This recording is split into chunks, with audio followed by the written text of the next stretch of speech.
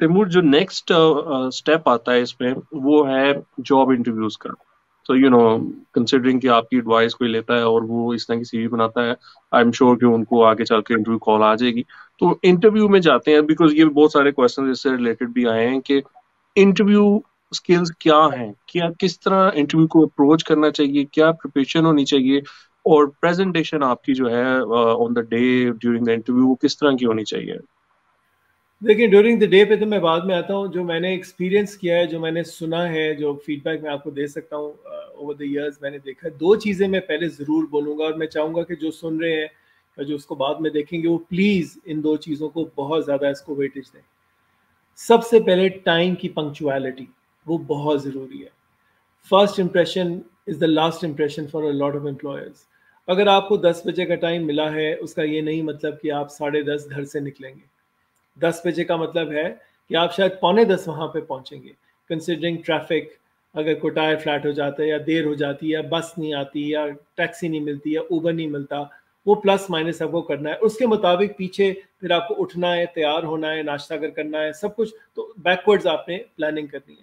तो 10 बजे का एक टाइम लिमिट का मतलब आप पौने 10 अपने दिमाग में रखें, आपने पहुंचा। जल्दी पहुंचने में कोई प्रॉब्लम नहीं है, you can wait for 10, 15, 20, even half an hour. लेकिन लेट होना is a very very bad impression the first time. हमारे अनफॉर्चुनेटली टाइम को इतना वैल्यू नहीं किया जाता, बहुत ज़्यादा बुरा समझा जाता है। तो कई दफ़ा वहीं पे ना हो जाता है कि ये तो टाइम पे नहीं पहुंचा।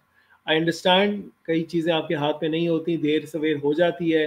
टैक्सी में, बस में, जो मैंने बताया, बारिश हो गई, ये हो गया, एक्सीडेंट कहीं हो गया, रास्ते में ब्लॉकेज हो गई, प्रोटेस्ट हो गया, वट, उस मार्जिन को दिमाग में रखते हुए आप जल्दी निकलेंगे घर से और आप वक्त से पहले पहुंचेंगे, वक्त पे नहीं, वक्त से पहले पहुंचेंगे। सेकेंडली, प्लीज प्लीज अपनी पर्सनल हाइजीन का ख्याल रखें।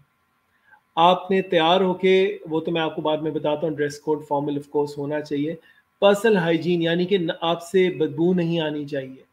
आपने साफ वहाँ पे जाना है, नहा धो के वहाँ पे जाना है, खुशबू लगा के आपने जाना है। ओवर खुशबू भी नहीं लगा देनी, कई लोग बहुत ही ज़्यादा स्ट्रॉन्ग किस्म के सेंट्स एंड परफ्यूम्स लगाते हैं, वो आपने नहीं लगाना।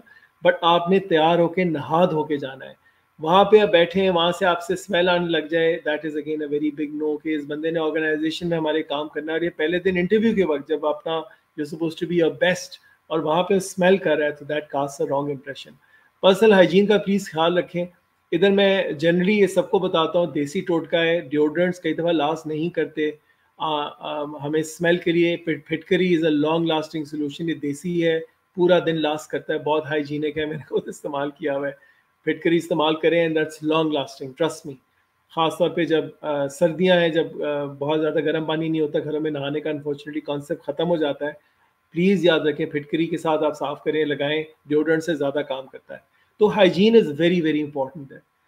प्लीज़ रिमेंबर, जब आप इंटरव्यू के लिए जा रहे हैं, खासतौर पे फर्स्ट जॉब या जॉब फॉर्मल इंटरव्यू है, ऑर्गेनाइजेशन टू ऑर्गेनाइजेशन वेरी करता है, आपने फॉर्मली ड्रेसअप होना है। अगेन फॉर्मली ड्रेसअप, कई दफ़ा विदाउट अ जैकेट आप सूट, वो टाई एंड शर्ट पहनते हैं, या आप एक कॉलर्ड शर्ट के साथ, trousers, talked in shirt, belt के साथ जाते हैं। Shoes should be polished. Formal formal एक अटायर होता है। आपने फाइल गंदी से हाथ में नहीं कैरी करनी, एक लिफाफे में चीज़ें नहीं लेके जानी, प्रेफरेबली एक फाइल होगी जिसके अंदर आपके डॉक्यूमेंट्स होंगे and you are there presentable. कई लोग जेल बैग करते हैं, फैशन करते हैं, there is nothing wrong in that. Don't overkill it, of course you need to look formal. आप मॉडलिंग के लिए नहीं जा रहे, आप बेसिकली अपने एक जॉब के लिए जा रहे हैं, तो yes you can dress up formally and even fashionably, there is nothing wrong with that.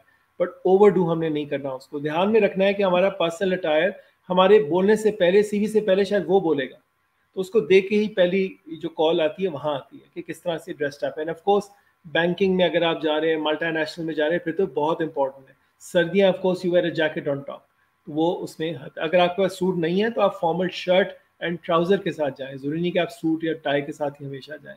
तो ये तो आपका हो गया अटायर की जब बात आई।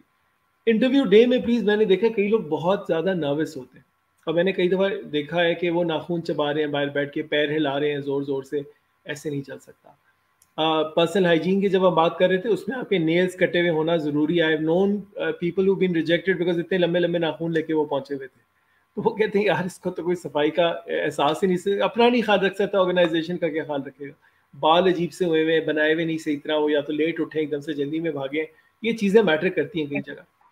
नर्वसनेस ऑब्वियसली होती है, आई अंडरस्टैंड, प्रेशर है, आपको जॉब बहुत डेस्परेटली चाहिए, लेकिन उस नर्वसनेस को, जिस तरह मैंने पढ़ाई में भी एक दफ़ा कहा था, इसको पॉजिटिवली इस्तेमाल करें। उस नर्वसनेस को अपनी स्ट्रेंथ बनाएं कि मैं इस नर्वसनेस को इस्तेमाल करूंगा कि मैंने, ये मेरी चेकलिस्ट है, इस चीज़ को मैंने पूरा करना है हर हाल में, and I want to put my best foot forward. ज़िंदगी में याद रखें, पहला इंटरव्यू आखिरी इंटरव्यू नहीं होता। अगर वहाँ नहीं होता तो 10 और रास्ते खुलते हैं, एक दरवाज़ा बंद होता है तो 10 दरवाजे और खुलते हैं।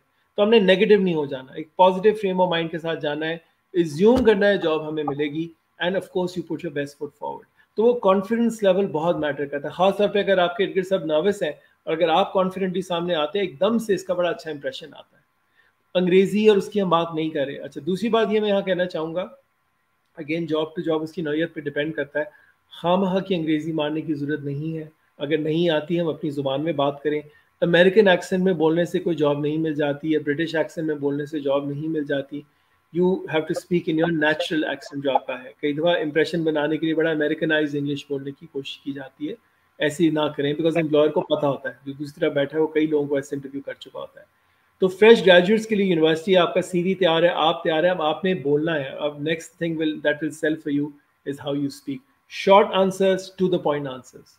लंबी लंबी थीसिस, लंबी लंबी स्टोरियां नहीं सुनानी, वो आप इंटरेस्टेड नहीं है। वो आपके उल्टा जितना मवाद देंगे उतना आपको जज करेंगे। तो ये कुछ बेसिक चीजें इंटरव्यू के वक्त आपको ध्यान में रखनी चाहिए। राइट। आई थिंक इसमें आपने बड़ी इंपॉर्टेंट बात की है कि वो फाइल जो कैरी करनी है ना, तो वो मैं इसमें ये कहूँगा कि आप please always carry a CV with you. आपको ये मालूम भी हो कि आगे डिजिटली आपने भेज दी है या उनके पास प्रिंट आउट होगा, प्लीज़ उस पर आप ना रुकें, make sure you carry the CV.